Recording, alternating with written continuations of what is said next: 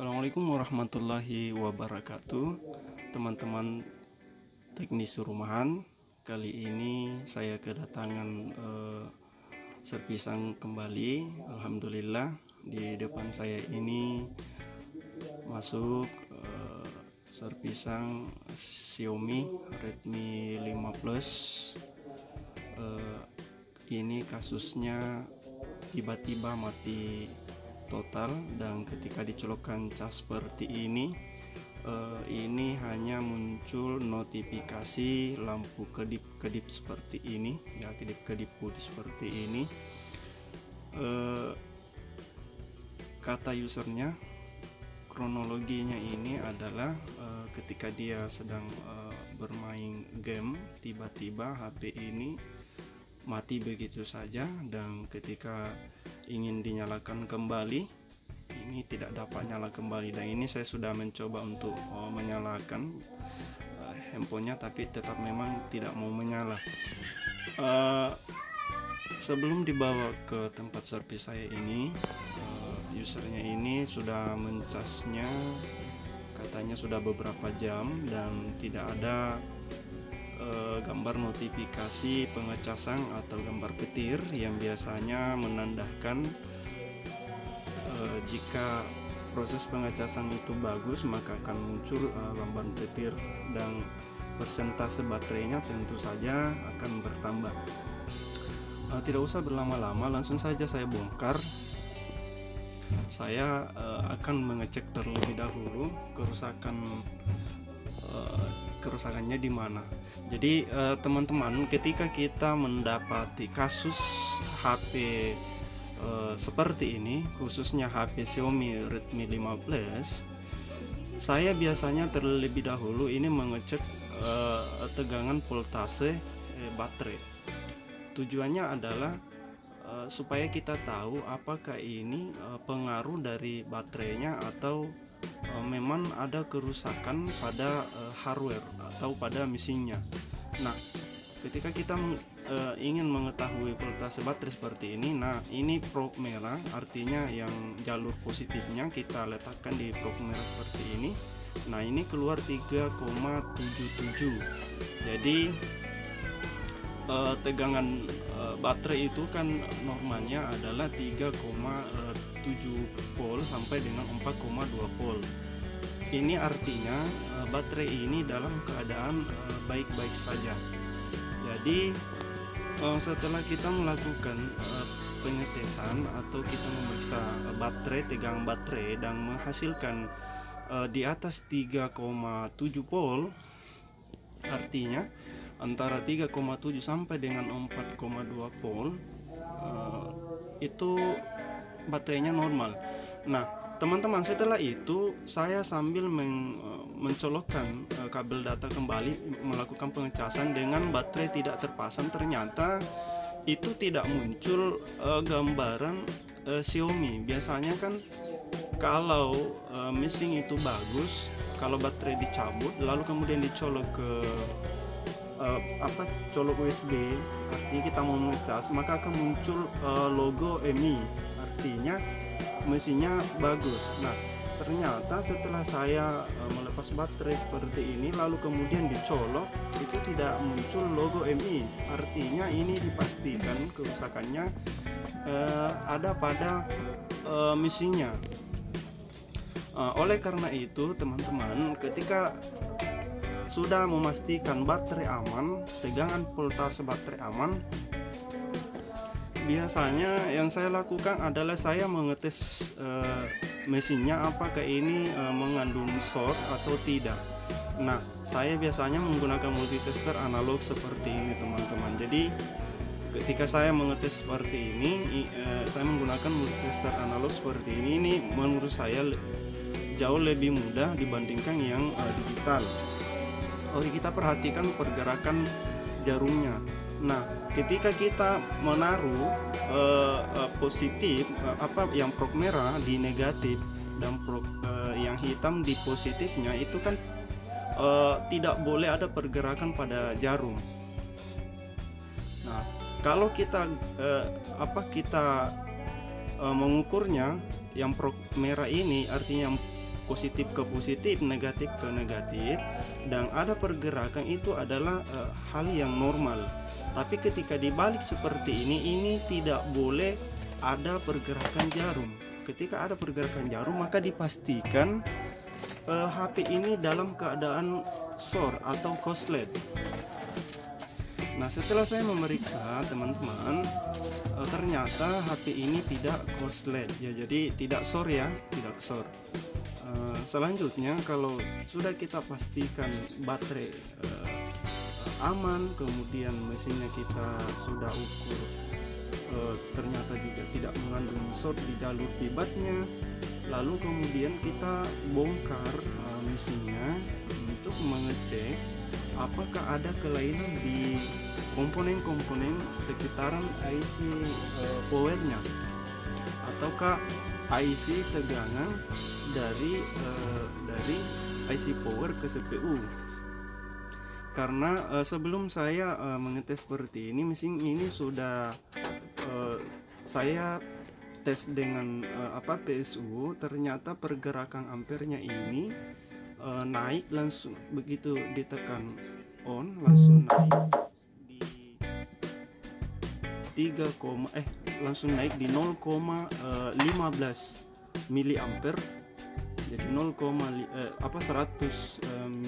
150 miliampere atau 0,15 ampere, lalu kemudian turun lagi. Oke teman-teman, jadi ketika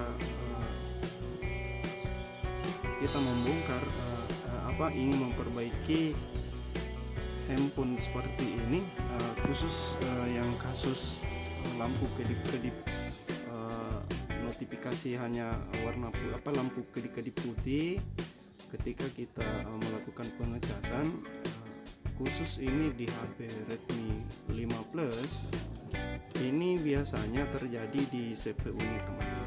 Jadi tadi kan kita sudah pastikan tegangan baterainya normal, kemudian kita juga melakukan pengetesan di konektor baterai apakah ini korslet atau tidak, ternyata tidak korslet. Selanjutnya biasanya ini kita akan memeriksa di CPU nya, siapa tahu di kapasitor atau resistor ataupun koilnya, siapa tahu ada yang short di dekat IC CPU nya. Nah, CPU nya dibawa ke atas. Jadi kita tentu akan membongkar kalengan terlebih dahulu ya. Namun sebelum itu tentu teman-teman harus memperhatikan bahwa kita harus membongkar dulu, melepas semua kameranya, supaya nanti ketika kita melakukan misalkan pembloweran tidak terkena imbas dari panasnya blower. Nah, di tengah ini teman-teman, ini adalah IC CPU nya. Jadi IC CPU inilah yang nanti kita coba rehot. Namun saya biasanya sebelum merehot, biasanya saya mengecek kutu-kutu atau elemen atau kapasitor yang ada di sekitar area IC power ataupun CPU-nya.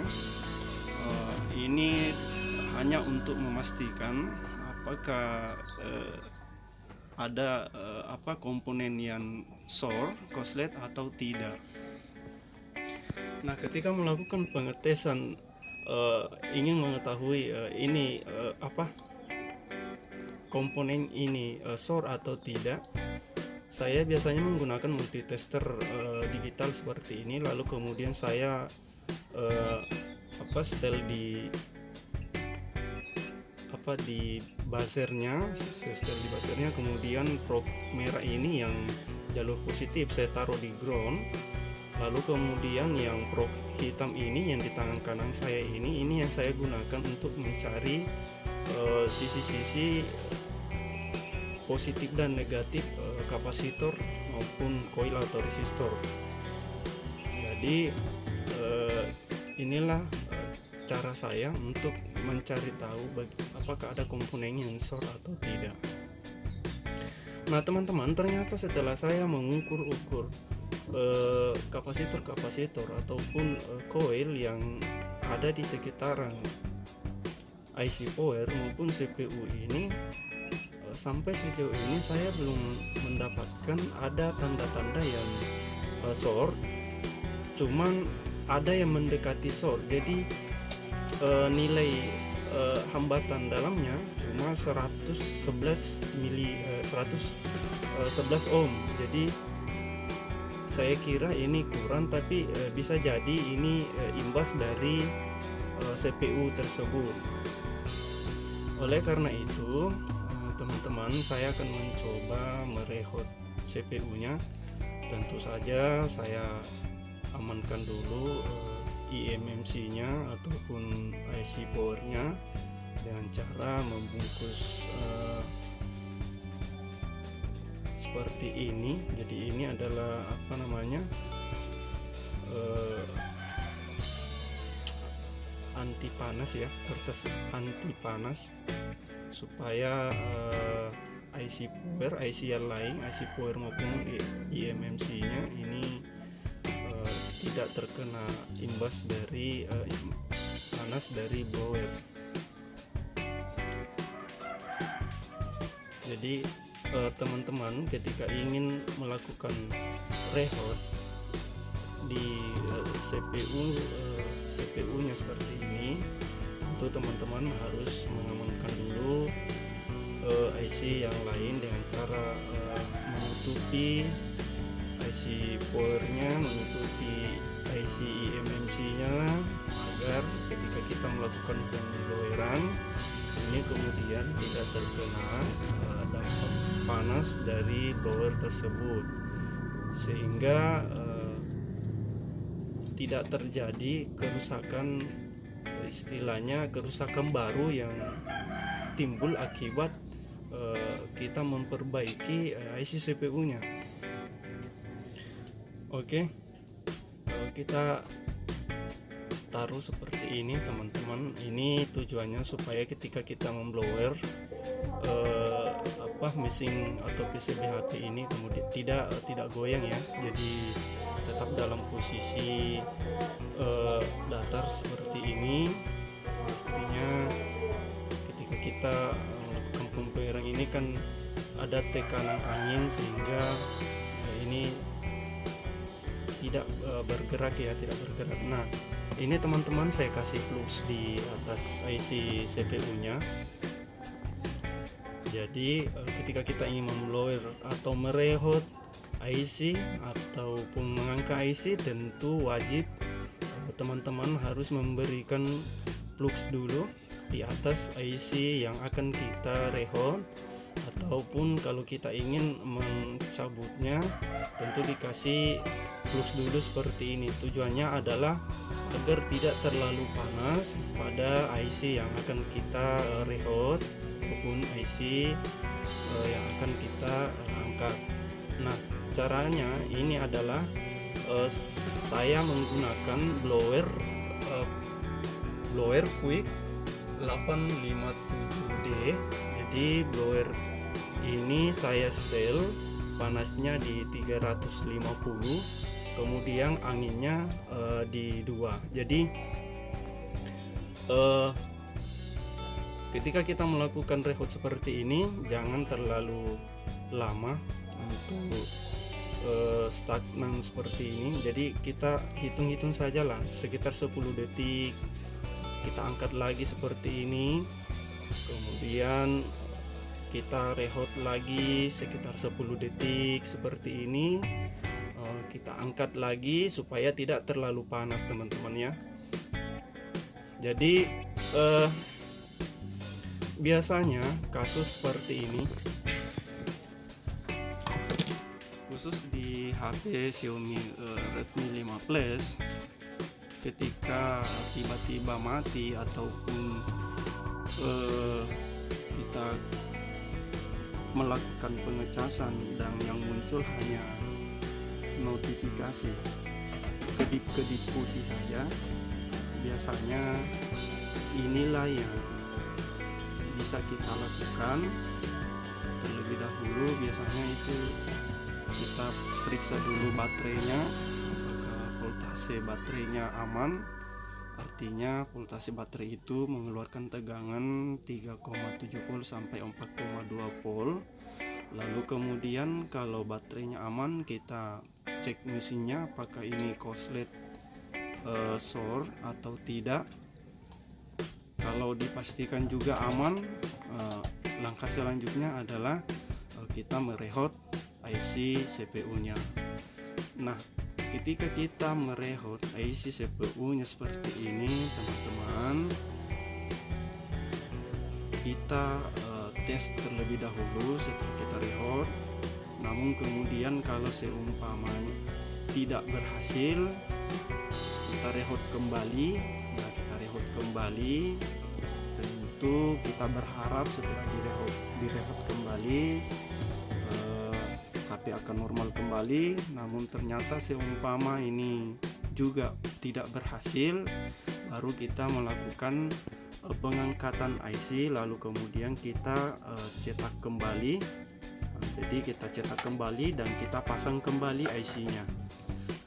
Setelah kita melakukan rangkaian-rangkaian seperti itu, rehot ataupun ACP atau angkat cetak pasang IC seperti itu, biasanya teman-teman, saya memastikan terlebih dahulu apakah ini korslet atau tidak.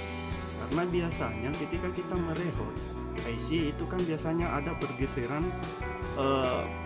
timah ya, ada pergeseran timah di bawah IC-nya. Jadi kita pastikan apakah korslet atau tidak. Caranya adalah dengan seperti ini.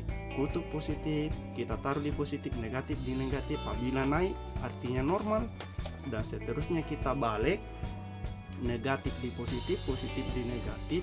Haram hukumnya jarumnya bergerak. Artinya kalau bergerak berarti korslet. Jadi itu kita pastikan terlebih dahulu. Kalau tidak korslet, nah teman-teman, ketika sudah dingin seperti ini, kita bisa mencoba dulu untuk memasang kembali mesinnya ya. Jadi tidak ada salahnya kita pasang dulu setelah rehot, untuk memastikan apakah ada perubahan atau tidak.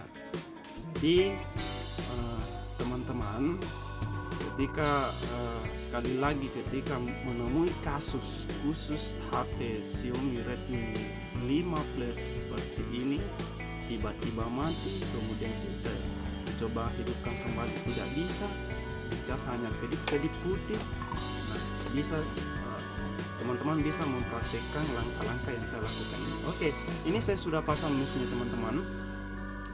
Kita perhatikan apakah ini ada perubahan atau tidak. Nah, kita perhatikan, ternyata teman-teman ini muncul logo Mi. Jadi ada perubahan ya. Tadinya ketika kita colok kabel USB atau colok kabel cas, tadi itu kan tidak ada yang muncul logo Mi, apalagi gambaran pengecasan seperti ini. Jadi teman-teman, ini saya pastikan sudah down ya, sudah, artinya sudah bagus.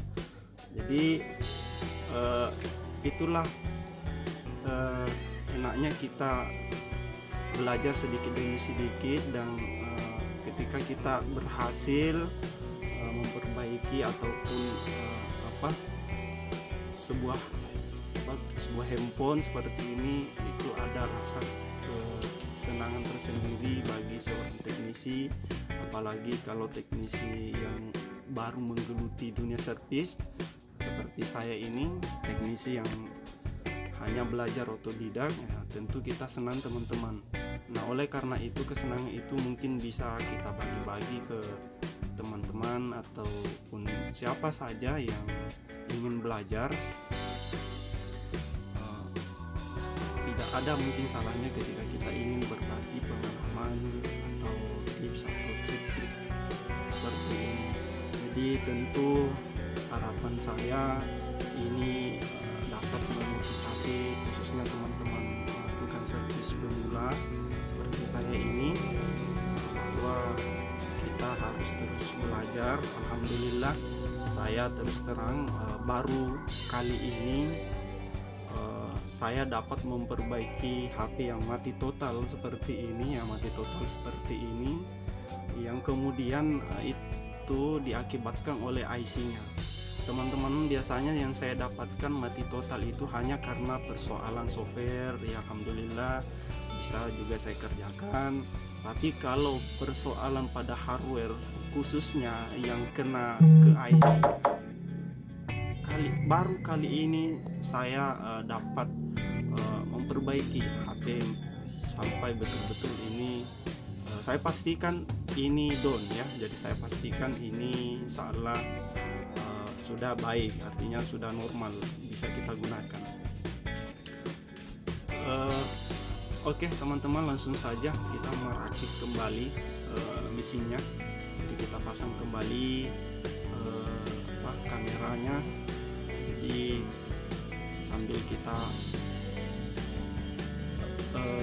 pasang kembali seperti merakit kembali mesinnya seperti ini, tentu dalam hati kita ya tentu harus selalu bersyukur ya, alhamdulillah ini dapat selesai, ini bisa kita kerjakan dengan hanya sedikit sentuhan pada IC-nya. Sejujurnya saya sudah konfirmasi ke usernya bahwa saya akan mencoba dulu merehot IC-nya. Apabila kemudian saya merehot dan tidak berhasil, saya akan mencoba untuk ACP ya, jadi angkat cetak pasang. Lalu kemudian kalau tidak berhasil untuk penggantian CPU-nya, mungkin saya akan arahkan ke teman teknisi yang sudah senior. Tapi alhamdulillah dari pemiliknya mengizinkan saya, katanya silahkan saja dikerjakan.